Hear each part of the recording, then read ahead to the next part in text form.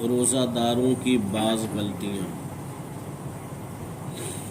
جو مسلمان روزہ کے احکام و مسائل سے بخوبی واقف نہیں ہوتے اور نہ ہی وہ اہل علم سے اس کے احکام جاننے کی کوشش کرتے ہیں، ان سے بسا اوقات روزہ کی حالت میں کچھ ایسی حرکتیں سرزد ہو جاتی ہیں جن سے روزہ فاسد ہو جاتا ہے یا کم از کم اس کے ثواب میں کمی ہو جاتی ہے۔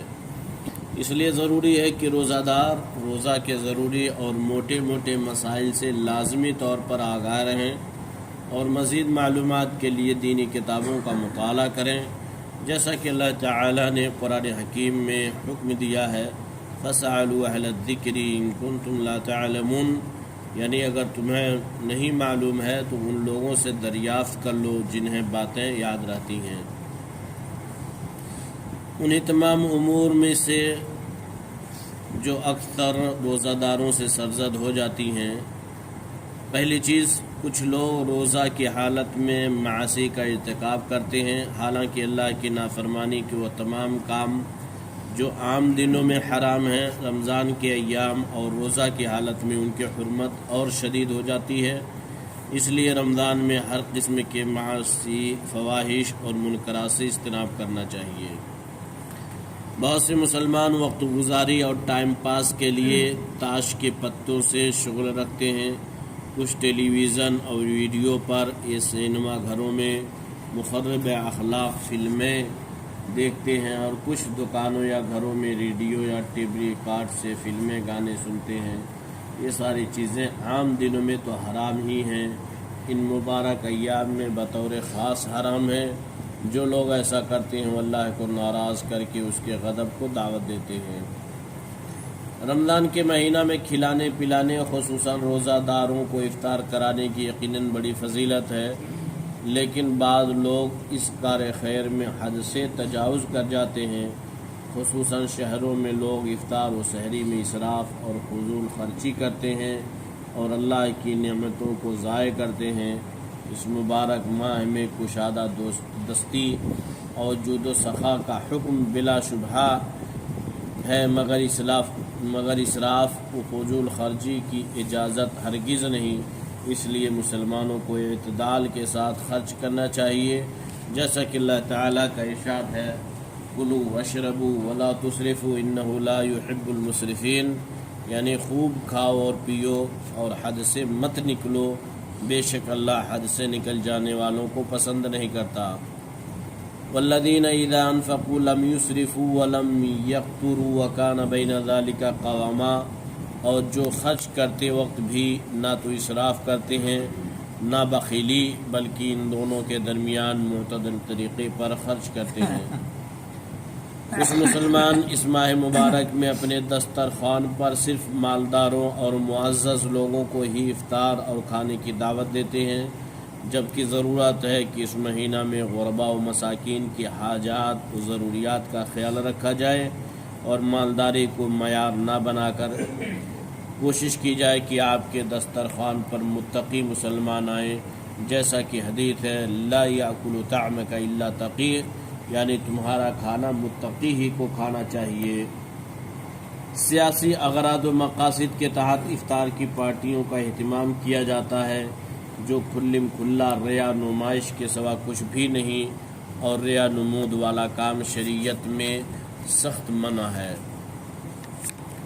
کچھ مسلمان رمضان میں پوری رات بلا وجہ شب بیداری کرتے ہیں اور گپ شپ، گھومنے ٹہلنے، بیہودہ باتوں اور لغو کاموں میں گزار دیتے ہیں، جس کا نتیجہ یہ ہوتا ہے کہ وہ سحری کھا کر سو جاتے ہیں اور دن کا بیشتر حصہ سو کر گزارتے ہیں۔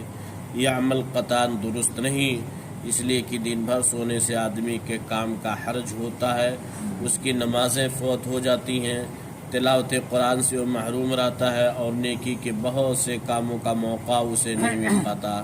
اس لیے بہتر ہے کہ رات میں جس قدر ہو شب بیداری کر کے پورا وقت اللہ کی عبادت، ذکر، تلاوت اور نماز وغیرہ میں گزارے اور آرام بھی کرے، تاکہ دن میں وہ چاق و چوبند رہے۔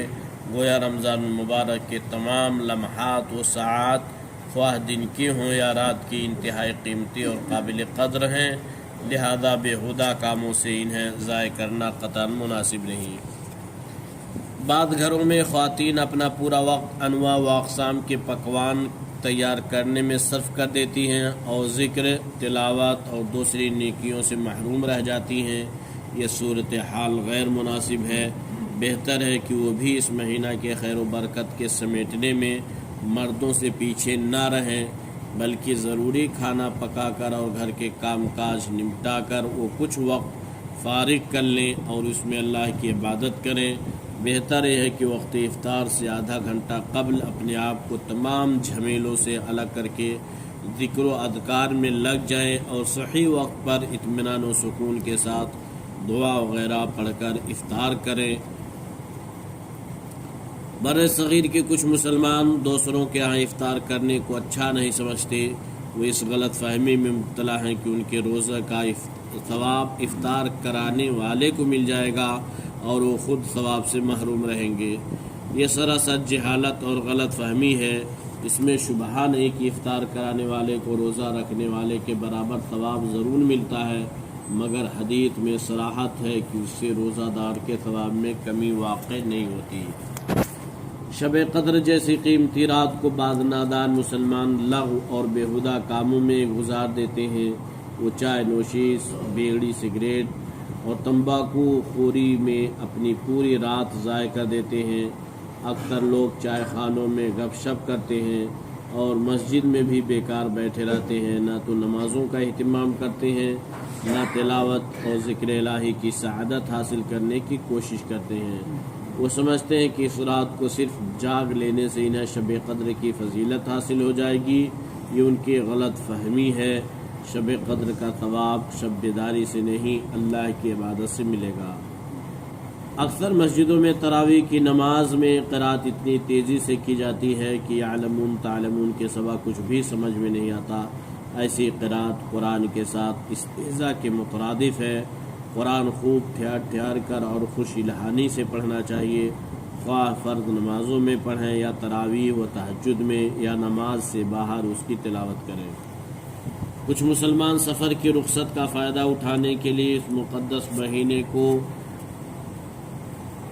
سفر میں گزارنے کا پروگرام بنا لیتے ہیں تاکہ روزہ سے چھٹی مل جائے، جبکہ کچھ دوسرے لوگ جھوٹی بیماری کا بہانہ بنا کر روزہ خوری کرتے ہیں، حالانکہ انہیں روزہ رکھنے سے کسی قسم کے نقصان کا اندیشہ نہیں رہتا اور پھر یہ کبھی اس کی قضا بھی نہیں کرتے۔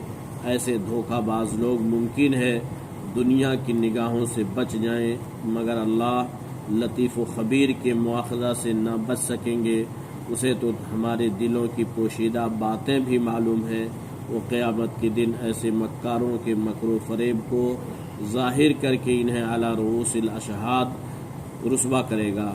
اللہ تعالیٰ تمام مسلمانوں کو سنت کے مطابق روزہ کا فریضہ انجام دینے کی توفیق دے، آمین۔ وصلی اللہ علی نبینا محمد وعلی آلہ وصحبہ وسلم۔